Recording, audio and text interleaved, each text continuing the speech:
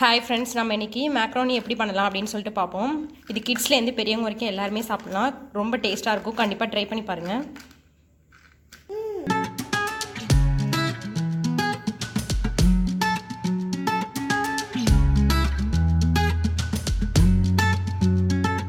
First macaroni செய்கிறதுக்கு மேக்ரோனியை first வேக வச்சுப்போம். வாஷ் பண்ணிவிட்டு வேக வச்சுக்கோங்க. இந்த மாதிரி ஒரு பாத்திரத்தில் தண்ணி போட்டுக்கோங்க. கொஞ்சம் நிறையாவே வச்சுக்கோங்க தண்ணி. இது வந்து நல்லா சூடு வந்த பிறகு நம்ம மேக்ரோனி போட்டுடலாம். இப்போது தண்ணி நல்லா சூடாயிடுச்சு. இப்போ நம்ம அந்த வாஷ் பண்ணி வச்சுருக்க மேக்ரோனியை வந்து போட்டுருவோம்.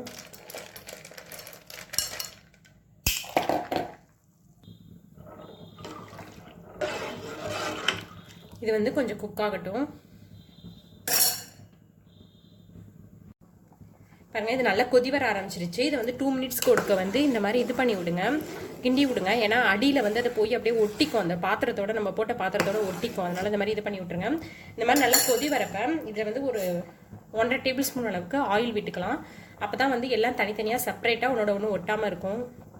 ஒரு 1.5 டேபிள் ஸ்பூன் அளவுக்கு ஆயில் விடுறேன். கொஞ்சோண்டு இதில் உப்பு போட்டுப்போம். உப்பு இந்த மேக்ரோனிக்கு மட்டும் எவ்வளோ தேவையோ அந்த அளவுக்கு.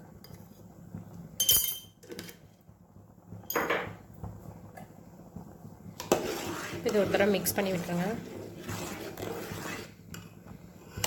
இது இன்னும் கொஞ்சம் வேகணும், பார்த்தாலே தெரியும்.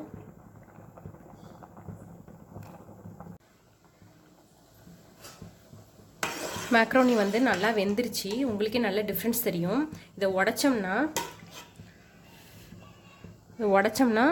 ரெண்டாக உடையும். அந்த மாதிரி இருக்கணும். இப்படி இது பண்ணிங்கன்னா இப்படி கட் ஆகும்.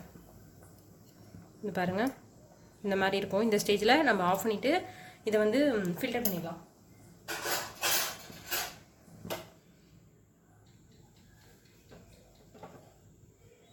இந்த மாதிரி இதை வந்து வடிகட்டிடுங்க.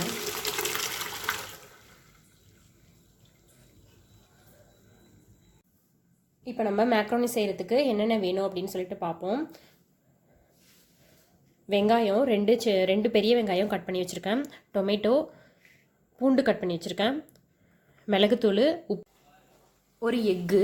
நீங்கள் வந்து பியூர் வெஜிடேரியன், எக்கு சாப்பிட மாட்டீங்க அப்படின்னா எக்கை மட்டும் விட்டுட்டு நான் சொல்கிற மாதிரியே செய்யுங்க. இப்போ நம்ம இது 3த்தையும் வந்து ஜாரில் போட்டு அரைச்சிப்போம்.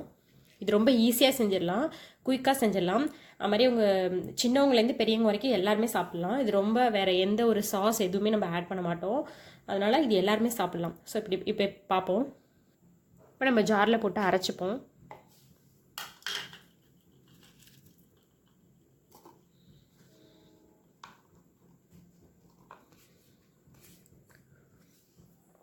உங்கள்கிட்ட மிளகு தூள் இல்லை, மிளகு தான் இருக்குது அப்படின்னா இதோடைய மிளகும் போட்டு நீங்கள் ஜாரில் நல்லா கிரைண்ட் பண்ணிக்கோங்க.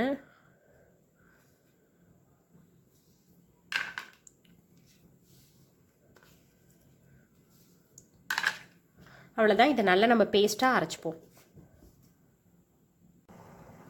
இது நல்லா பேஸ்ட்டாக அடிச்சுக்கிட்டாச்சு. பேன் போட்டிருக்கேன். பேன் வந்து ஹீட் ஆகட்டும்.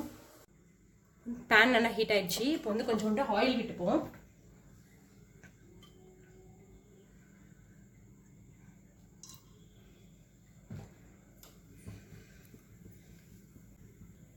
ஆயில் சூடாயிடுச்சு. இதில் இந்த நம்ம அரைச்சி வச்சுருக்கோம்ல அந்த பேஸ்ட்டை விட்டுருவோம்.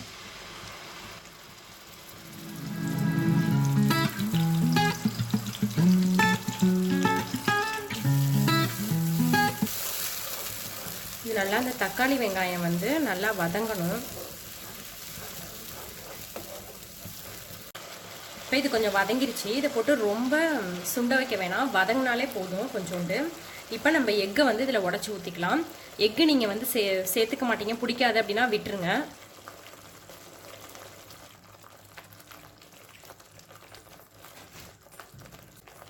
இதை உடனே போட்டு கிண்ட வேணாம், கொஞ்சம் லைட்டாக.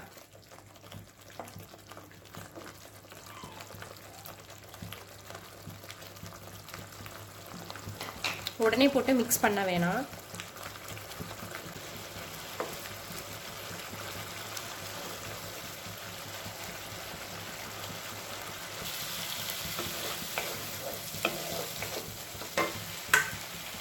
நம்ம வேக வச்சுருக்க இந்த மக்ரோனியை இதில் கொட்டிடலாம்.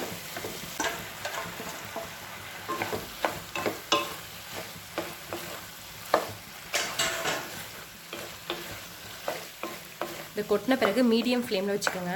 அந்த நம்ம அரைச்சி ஊற்றிருக்க அந்த இது எல்லாமே வந்து இந்த மக்ரோனியில் வந்து அந்த டேஸ்ட் வந்து இறங்கணும்.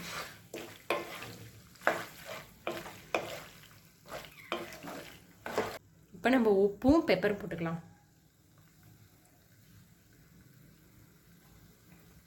இது காரம் பெப்பர் மட்டும்தான், அதனால் உங்களுக்கு வேணும்னா இன்னும் கொஞ்சம் கூட ஆட் பண்ணிக்கோங்க.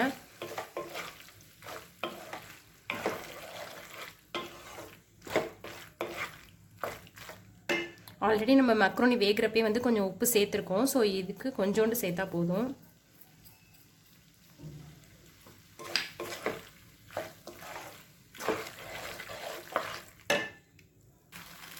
உங்கள் குழந்தைங்க இந்த பெப்பர் காரம் வந்து லைக் பண்ண மாட்டாங்க, ரொம்ப காரமாக இருக்குன்னு நினைப்பாங்க அப்படின்னா இதில் கொஞ்சோண்டு நீங்கள் சுகர் கூட ஆட் பண்ணிக்கலாம். கொஞ்சம் லைட்டாக அந்த ஸ்வீட்னஸ் இருக்கும். இந்த மாதிரி 1 டேபிள் ஸ்பூன் மட்டும் சுகர் வேணால் ஆட் பண்ணிக்கலாம். நல்லா மிக்ஸ் பண்ணிவிட்டுருவோம்.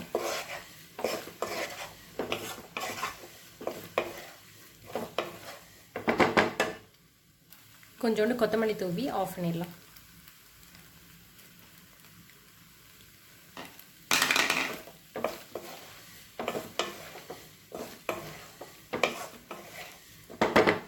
அவ்வளோதான், ஆஃப் பண்ணிடுவோம். நம்மளுடைய டேஸ்டியான மக்ரோனி ரெடி ஆயிடுச்சு.